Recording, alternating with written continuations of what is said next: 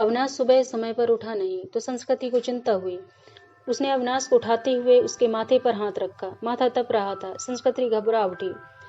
अविनाश को तेज बुखार था। 2 दिन से वह खांस भी रहा था। संस्कृति ने कल इसी वजह से उसे ऑफिस जाने से मना कर दिया था, मगर आज तेज बुखार भी था।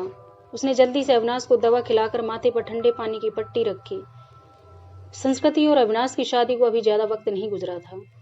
2 साल ही हुए थे। पिछले साल तक सास ससुर साथ में रहते थे, मगर कोरोना में संस्कृति की जेठानी की मौत हो गई तो सास ससुर बड़े बेटे के पास रहने चले गए। उसके बाद कोरोना का प्रकोप बढ़ता ही गया। पिछले कुछ समय से टीवी चैनल्स पर दिल्ली के अस्पतालों में कोरोना से जूझने वालों की हालत देखकर वह वैसे भी परेशान थी। कहीं वेंटिलेटर नहीं तो कहीं ऑक्सीजन नहीं। मरीजों को अस्पताल में बेड तक नहीं मिल रहा था। ऐसे में अब उनका क्या होगा, ये सोचकर वह कांप उठी। जल्दी से उसने माँ को फोन लगाया। माँ, अविनाश को सुबह से बहुत तेज बुखार है। क्या करूं बेटा, ये समय ही बुरा चल रहा है। राजू भी कोरोना पॉजिटिव है, वरना उसे भेज देते। हम खुद उसकी देखभाल में लगे हुए हैं। तू ऐसा कर, जल्दी से डॉक्टर को बुला और दवाएं शुरू कर। हाँ माँ, वह तो करना ही होगा। मेरी सास की तबीयत भी सही नहीं चल रही है, वरना जेठ जी को ही बुला लेती। घबरा नहीं बेटी, धैर्य से काम ले, सब ठीक हो जाएगा। माँ ने समझाने का प्रयास किया। संस्कृति ने पति का कोरोना टेस्ट कराया। तब तक फैमिली डॉक्टर से पूछकर दवाएं भी देती रही। इस बीच अविनाश की हालत ज्यादा खराब होने लगी तो वह उसे लेकर अस्पताल भागी। 2 अस्पताल से निराश लौटने के बाद तीसरे में मुश्किल से बेड का इंतजाम हो सका। सास ससुर और जेठ भी दूसरे शहर में थे, सो मदद के लिए नहीं आ सके। वैसे भी दिल्ली में लॉकडाउन लगा हुआ था। रिश्तेदार चाहकर भी उसकी मदद करने नहीं आ सकते थे। आस पड़ोस वालों ने कोरोना के डर से दरवाजे बंद कर लिए। तब संस्कृति ने अपने दोस्तों को फोन लगाया, पर सबने बहाने बना दिए। अकेली संस्कृति पति की सेवा में लगी हुई थी। अस्पताल में मरीजों की लंबी कतारों और मौत के तांडव के बीच किसी तरह संस्कृति खुद को बचाते हुए पति के लिए दौड़ भाग करने में लग गई।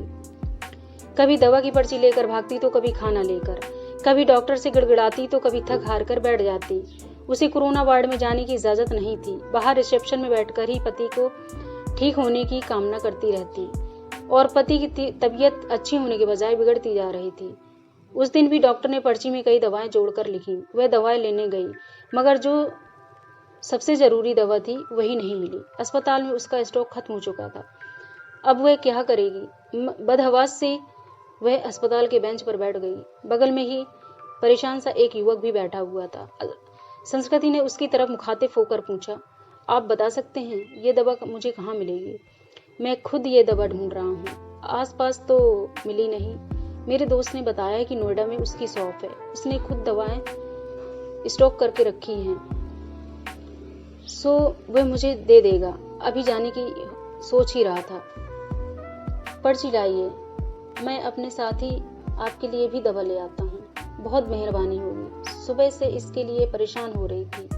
पसीना पूंछते हुए संस्कृति ने कृतज्ञ स्वर में कहा, मेहरबानी की कोई बात नहीं, इंसान ही इंसान के काम आता है। बस इतना शुक्र मनाइए कि दवा वहां मिल जाए। कहकर वह चला गया। करीब 2-3 घंटे बाद लौटा तो उसके चेहरे पर परेशानी की लकीरों के बावजूद खुशी थी।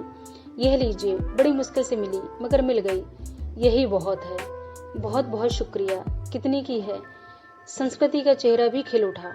अरे नहीं, पैसे की जरूरत नहीं, आप पहले ये दवा खिलाइए मरीज को। उस दिन के बाद से दोनों में बातचीत होने लगी। वह अपने भाई की देखभाल में लगा था और संस्कृति पति के लिए दौड़ भाग कर रही थी। दोनों का दर्द एक सा ही था। संस्कृति जब भी व्यथित होती तो उसके कंधों पर सिर रखकर रो लेती।